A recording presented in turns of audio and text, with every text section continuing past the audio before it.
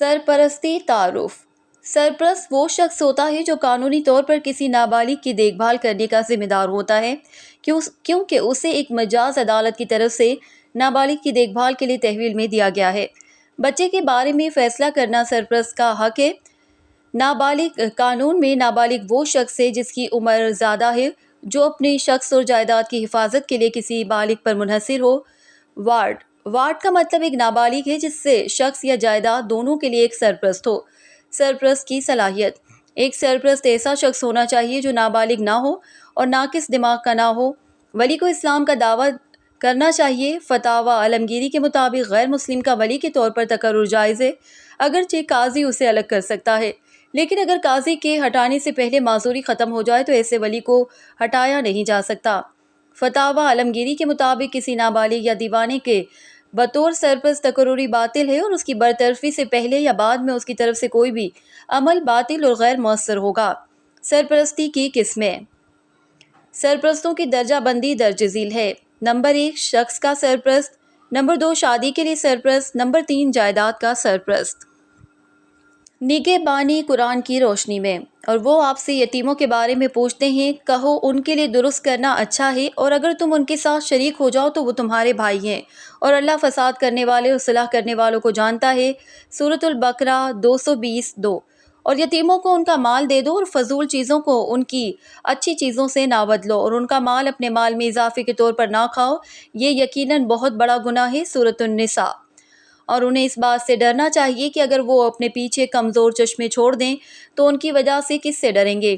اسی لیے انہیں چاہیے کہ اللہ سے ڈرے اور صحیح بات کہیں۔ سورۃ النساء۔ اور جو یتیم کے سرپرست میں سے مالدار ہو اسے چاہیے کہ یتیم کا مال خرچ کرنے سے بالکل پرہیز کریں۔ سورۃ النساء 4:6۔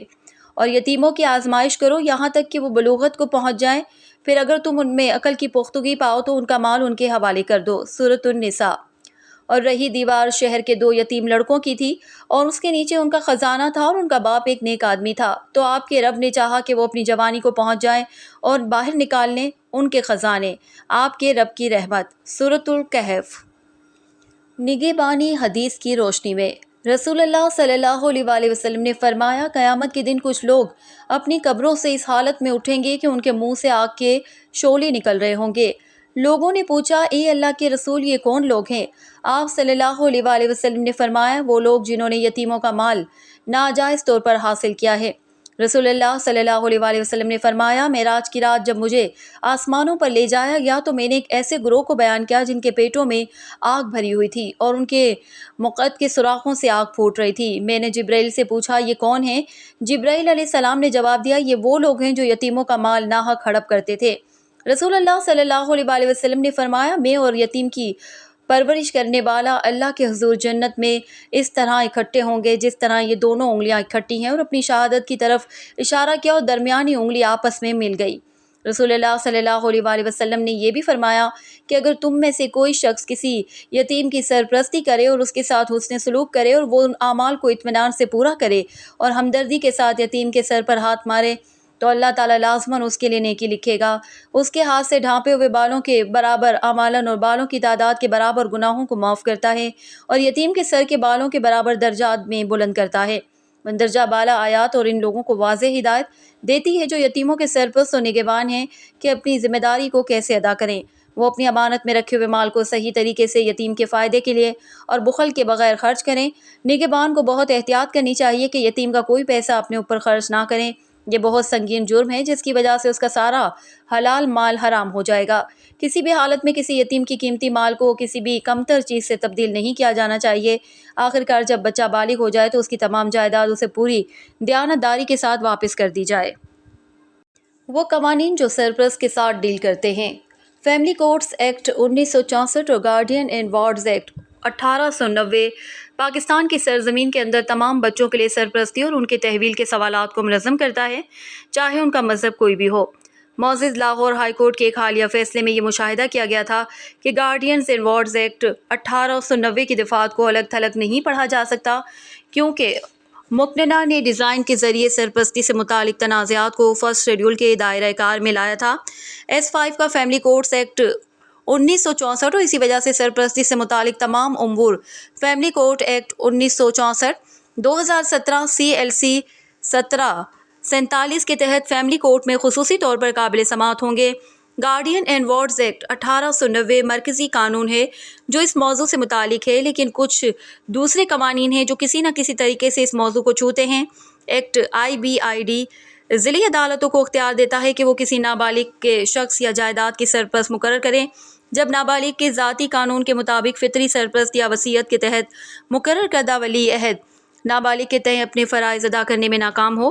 دیگر قوانین کی مثالیں جن میں موضوع سے متعلق معاملات ہیں: چائلڈ میرج ریسٹرینٹ ایکٹ 1929، مسلم فیملی لا آرڈیننس 1961، 1962 مسلم پرسنل لا مغربی پاکستان، فیملی کورٹس ایکٹ مغربی پاکستان 1964، طلاق ایکٹ 1869۔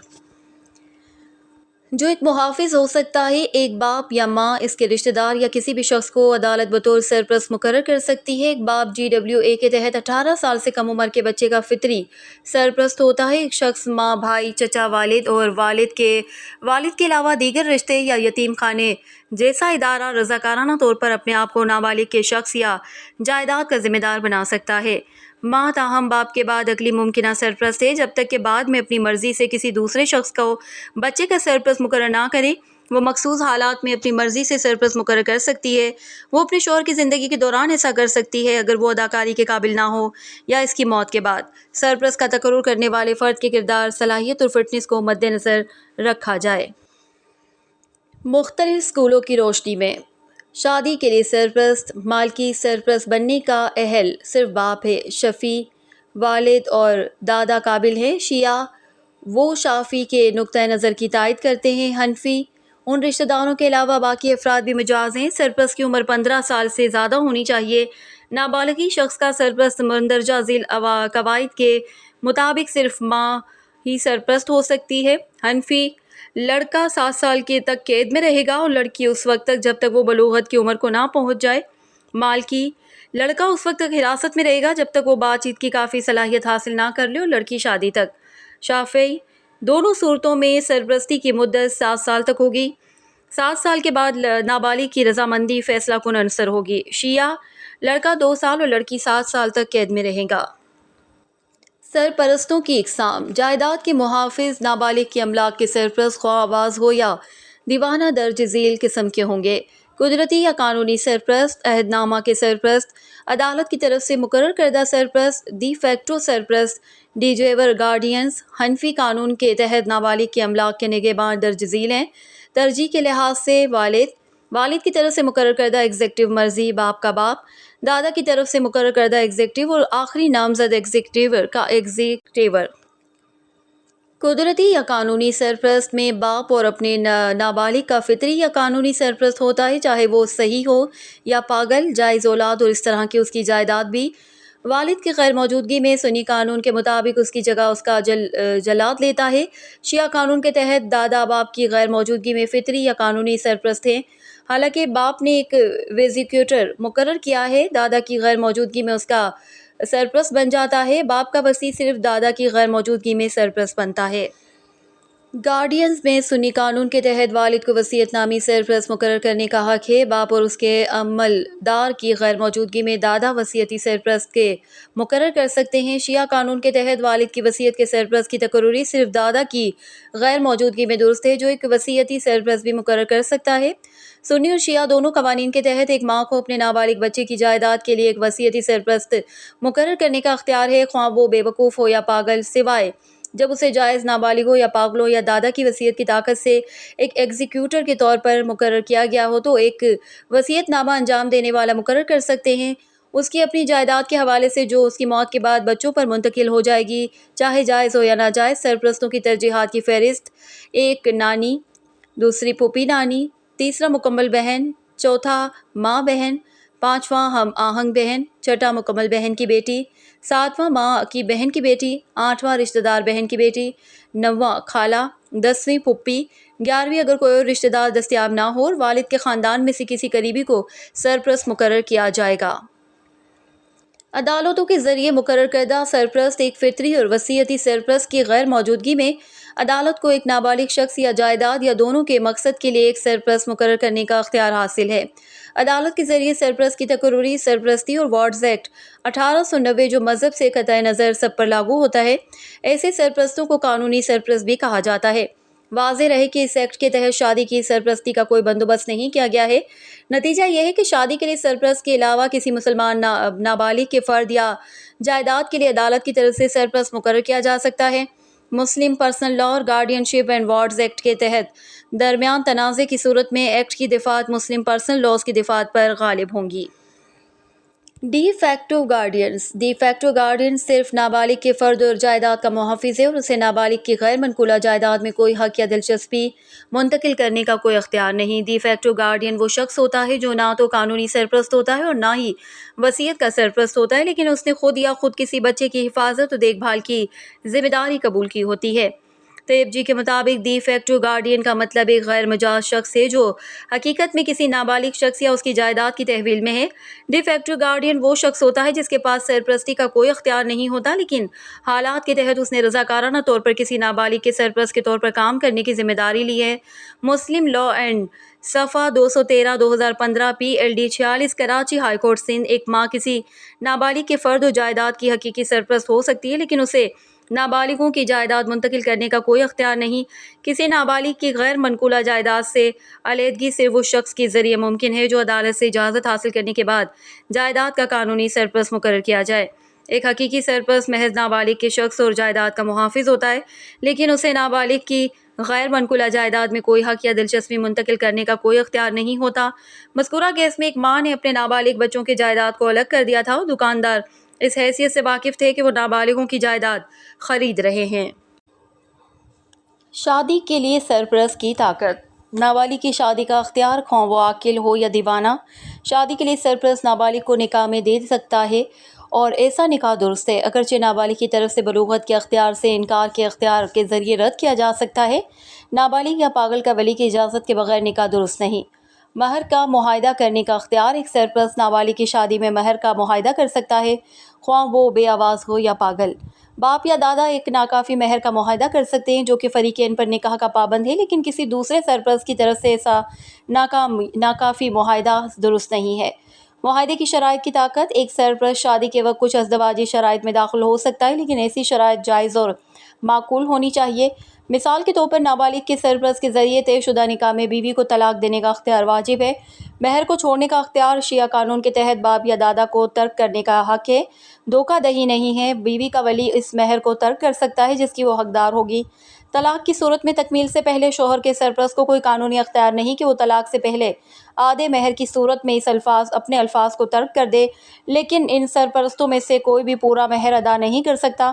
طلاق کے تلفظ کا اختیار۔ شیعہ قانون کے تحت ایک پاگل کا سرپرست جس نے حاصل کیا ہو گارڈین شپ سرٹیفکیٹ شادی کے ہر تنازع میں سے جہاں شوہر اور بیوی کی علیحدگی یا طلاق ہو جاتی ہے، اسی نتیجے میں نابالغ کی تحویل کے حوالے سے تنازعات سامنے آتے ہیں، جب تک کہ نابالغ کی باہمی رضامندی سے ایک والدین کو دوسرے کی تحویل میں نہ دیا جائے۔ اس بات سے قطع نظر کہ تحویل رضامندی سے ہو یا عدالت کے حکم کے ذریعے، حراستی والدین کو بعض معاملات میں سرپرستی کے سرٹیفکیٹ کی ضرورت ہوتی ہے۔ عدالت کی طرف سے مقررہ طریقہ کار پر عمل کرنے کے بعد گارڈین سرٹیفکیٹ جاری کیا جانا ہے۔ گارڈین کا سرٹیفکیٹ درکار ہوتا ہے جہاں سرپرست والدین نابالغ کے ساتھ پاکستان سے باہر سفر کرنا چاہتے ہیں یا جہاں سرپرست والدین نابالغ کی جائیداد کا انتظام کرنا چاہتے ہیں۔ ایک مثال یہ بھی ہو سکتی ہے کہ رضائی تحویل کے سلسلے میں کوئی رشتہ دار یا نابالغ کے خاندان کا ممبر مذکورہ بالا وجہ سے گارڈین کورٹ سے گارڈین سرٹیفکیٹ طلب کر سکتا ہے۔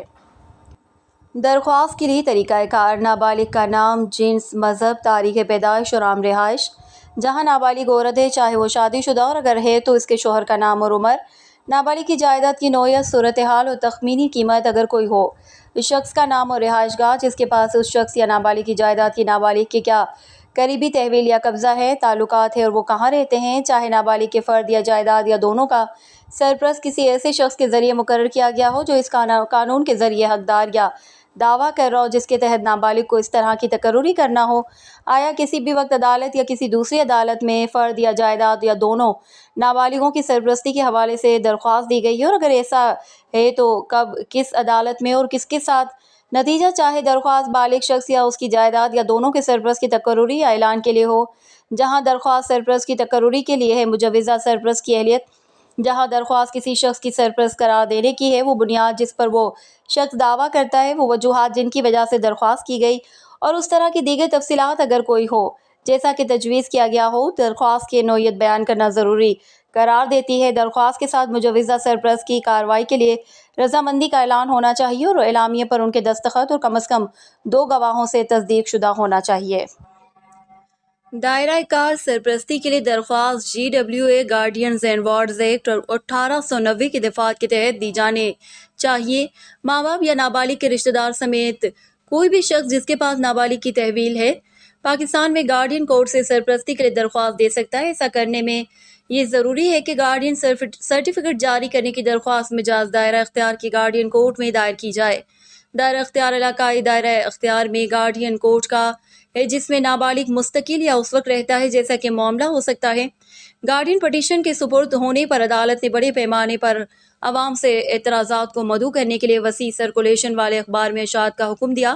اگر مخالف کی طرف سے کوئی پیش رفت نہیں ہوتی ہے اور ریکارڈ پر کوئی اعتراض نہیں ہے تو عدالت درخواست گزار کو عدالت میں ثبوت اور ٹینڈر دستاویزی فلم کے ساتھ ساتھ گواہوں کی زبانی ثبوت فراہم کرنے کی ہدایت کرتی ہے، جس کے بعد عدالت کی طرف سے سرپرستی جاری کی جاتی ہے۔ اگر درخواست نابالغ کی جائیداد کی سرپرستی کے حوالے سے ہے تو یہ یا تو اس عدالت کو دی جا سکتی ہے جس کا دائرہ اختیار اس جگہ پر ہو جہاں نابالغ عام طور پر رہتا ہے، یا کسی ایسی عدالت میں جس کا دائرہ اختیار ایسی جگہ ہو جہاں نابالغ کی جائیداد ہو۔ عدالتی کارروائی کوئی بھی شخص بشمول ایک رشتہ دار یا دوست سرپرست بننے میں دلچسپی رکھتا ہے، اسے گارڈین کے طور پر مقرر کیے جانے کے لیے GWA کی دفعات کے تحت عدالت میں درخواست دینی ہوگی۔ اس طرح کی درخواست کا طریقہ کار GWA کے سیکشن 10 میں بتایا گیا ہے اور اس وقت تک کوئی حکم نہیں دیا جانا چاہیے جب تک کہ نابالغ میں دلچسپی رکھنے والے افراد کو درخواست کا نوٹس نہ دیا جائے۔ عدالتی کارروائی کے دوران عدالت بچے پر والدین کے دائرہ اختیار کا استعمال کرتی ہے۔ عدالت کو یہ بھی اختیار حاصل ہے کہ وہ کیس کی دیکھ بھال کے دوران نابالغ کے شخص اور املاک کی عارضی تحویل اور حکم دے۔ سرپرست کا تقرر کرتے وقت عدالت کو نابالغ کی بہبود کا خیال رکھنا چاہیے، جس میں عمر، جنس اور بچے کا مذہب، تجویز کردہ سرپرست کے کردار اور صلاحیت اور بچے سے اس کی قربت جیسے عوامل کا احاطہ کیا گیا ہو۔ مرنے والے والدین کی خواہشات اگر کوئی ہیں اور کوئی موجود ہے یا نابالغ یا اس کی جائیداد کے ساتھ مجوزہ سرپرست کے ساتھ سابقہ تعلقات، اور اگر بچہ ذہین ترجیح بنانے کے لیے کافی بوڑھا ہے تو اسے ترجیح پر بھی غور کیا جانا چاہیے۔ واکر بمقابلہ واکر اینڈ ہیریسن 1981 نیوزی کے حالیہ قانون 257 نیوزی لینڈ میں برٹش لاء کمیشن کا حوالہ دیا گیا۔ ورکنگ پیپر نمبر 96 میں یہ کہا گیا کہ بہبود ایک ہمہ جہت لفظ ہے۔ اس میں مادی فلاح و بہبود شامل ہے، خوشگوار گھر اور آرام دہ معیار زندگی فراہم کرنے کے لیے وسائل کی کافی مقدار اور اچھی صحت اور مناسب ذاتی فخر کو برقرار رکھنے کو یقینی بنانے کے لیے کافی دیکھ بھال کی معنی میں۔ تاہم جبکہ مادی تحفظات اپنی جگہ رکھتے ہیں، وہ ثانوی معاملات میں زیادہ اہم استحکام اور سلامتی، محبت اور سمجھ بوجھ کی دیکھ بھال اور رہنمائی، گرم جوشی اور ہمدردانہ تعلقات ہیں جو بچے کو اپنے کردار، شخصیت اور صلاحیت کی مکمل نشو و نما کے لیے ضروری ہیں۔ سرپرستی کا خاتمہ۔ عدالت کسی بھی دلچسپی رکھنے والے شخص کی درخواست پر یا اس کی تحریک پر اس کی طرف سے مقرر کردہ یا اعلان کردہ کسی سرپرست کو یا یہاں تک کہ اپنی مرضی سے مقرر کردہ کسی سرپرست کو دیگر وجوہات کے درمیان ہٹا سکتی ہے۔ اعتماد کے غلط استعمال کے لیے۔ اپنے اعتماد کے اس فرائض کی انجام دہی میں مسلسل ناکامی کے لیے، اپنے اعتماد کے فرائض انجام دینے میں نااہلی کے لیے، ناروا سلوک یا وارڈ کی نامناسب دیکھ بھال میں کوتاہی کے لیے، کہ کسی بھی دفعات میں یا عدالتی GWA احکامات میں کسی کو بھی مسلسل نظر انداز کرنے کے لیے، کسی جرم کی سزا کے لیے جس میں کردار کی خرابی کا اشارہ ہو، اپنے فرائض کی وفادارانہ کارکردگی کے خلاف دلچسپی رکھنے کے لیے، عدالت کے دائرہ اختیار کی مقامی حدود میں رہنا چھوڑنے کے لیے، جائیداد کی سرپرستی کی صورت میں دیوالیہ پن یا دیوالیہ پن کے لیے، اور ایک سرپرست عدالت میں درخواست دے سکتا ہے کہ وہ اسے سرپرست ہونے کی ذمہ داری سے فارغ کرے۔ ایک شخص اپنی موت ہٹانے یا خارج ہونے کی صورت میں بھی سرپرست بننا چھوڑ دیتا ہے۔ وارڈ کے نابالغ ہونے پر، خاتون وارڈ کے شادی پر جس کا شوہر اس کا سرپرست بننے کے قابل ہے، یا عدالت خود نابالغ کے سپرنٹینڈنٹ سنبھالنے پر۔ گارڈین شپ پر کیس کے قوانین۔ مارٹن جے کا ریبے کی سیٹلمنٹ 1940 میں فیصلہ 54 میں سب سے پہلے شیرخوار کی فلاح و بہبود پر غور کرنے کا پابند ہوں، اس کی فلاح و بہبود کو سب سے اہم خیال کرنے کا پابند ہوں۔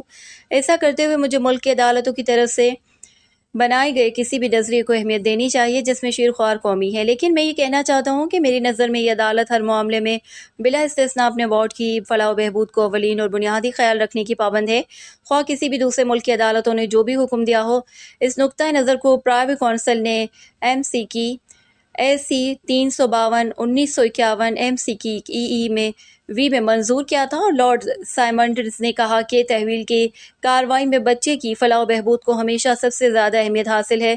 امام بندی بمقابلہ شیخ حاجی مستدی BOMLR 1022 1918۔ یہ بالکل واضح ہے کہ محمدی قانون کے تحت ماں کو صرف اپنے نابالغ بچے کی جنس کے مطابق ایک خاص عمر تک کی تحویل کے حقدار ہے بچے، لیکن وہ فطری سرپرست نہیں ہے۔ اکیلا باپ یا اگر وہ مر گیا ہے تو اس کا سنی قانون کے تحت قانونی سرپرست ہے۔ محترمہ مہناز بمقابلہ judicial magistrate first class YLR 1669 2008۔ اگرچہ ماں کو حضن کا حق حاصل ہے، لیکن حقیقت یہ ہے کہ سرپرستی باپ کے ہاتھ میں ہے۔ مہناز میں اس طرح کا مشاہدہ کیا گیا، باپ اپنے نابالغ بچوں کا قانونی سرپرست بھی ہے۔ قانونی سرپرست کے پاس قانون میں اپنے نابالغ بچوں کی تعمیری تحویل ہوتی ہے، اسی لیے اگر کوئی باپ اپنے بچے کو اپنی بیوی کی تحویل سے ہٹاتا ہے تو اس پر بچے کو چپٹنے کے الزام میں مقدمہ یا سزا نہیں دی جا سکتی۔ دلائل کی خاطر اگر یہ مان لیا جائے کہ مدعا علیہ نے اپنی نابالغ بیٹے کو اپنی سابقہ بیوی کی تحویل سے چھین لیا تھا، تب بھی وہ اغوا کے الزام میں مقدمے کا سامنا کرنے کے لیے ذمہ دار نہیں تھا کہ وہ اس کا فطری اور قانونی سرپرست تھا۔ مبینہ اغوا میں Mumbai high court Farzana Bai SMT بمقابلہ ایوب داد امیہ نے واضح طور پر کہا کہ فریقین کے پرسنل لاء اور حقائق کو عدالتی اداروں کو ذہن میں رکھنے کی ضرورت ہے جب بھی وہ کسی معاملے کی سماعت کریں۔